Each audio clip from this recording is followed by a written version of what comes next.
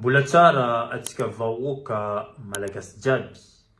Ankehitriny moa maro ny vahoaka malagasy no mahatsapa fa mandalo fotoana sarotra ny firenenantsika. Mbola maro ny faritra tsy misitraka fampandrosoana. Mbola maro koa ny tanora very fanantenana, ary maro ny vahoaka no mahatsapa fa lavitra amin'izy ireo ny fanjakana sy ny fanapahan-kevitra. Nandritra ny taogno maromaro, ny fantoka loatra tany anfovoany ny fahefana sy ny fanapahan-kevitra. Vokatra izany, maro ny faritra mahatsaro ho adino sy tsy voahaja araka tokony ho izy. Kanefa samby manana ny arenany sy ny maha-izy azy ny faritra jiaby eto Madagasikara, ny kolotsainany, ny fomba amam-panaony, ny tantarany ary ny soatoaviny.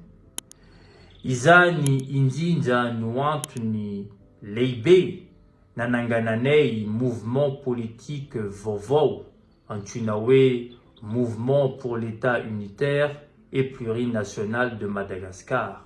Mialatsiny manko amin'ny teny vahiny.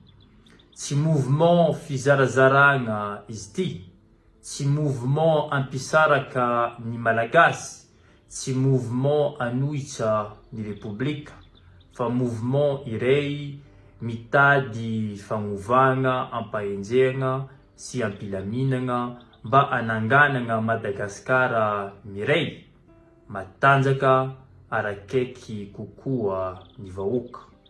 Ny vina entinay dia Madagasikara iray, tsy mivaky, Madagasikara magneky sy magnaja ny fahasambihafan'ny faritra sy ny kolotsaina jiaby ao aminy. Midika izany fa iray ihany ny firenena malagasy, iray ihany ny sainam-pirenena, iray ihany ny lalam-panorenana, ary iray ihany ny fianjiana pirenena. Saingy ao anatin'ny firaisam-pirenena izany dia tokony ho hita sy ho hajaina ihany koa ny maha sambihafa atsika. Izay dia mino fa tsy maintsy omena toerana bebe kokoa ny vahoaka, ny fotony sy ny faritra. Tianay ny fanjakana mihaino ny vahoaka, mahalala ny olan'ny faritra, mizara arajariny ny fampandrosoana ary manome fahafana mitovy ho an'ny malagasy jiaby.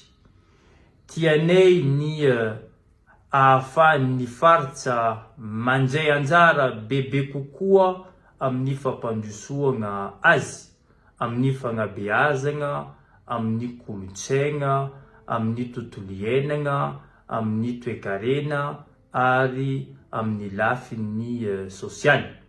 Satria ny olo any amin'ny faritra no mahalala tsara ny tena filany sy ny olana sejainy isanandro.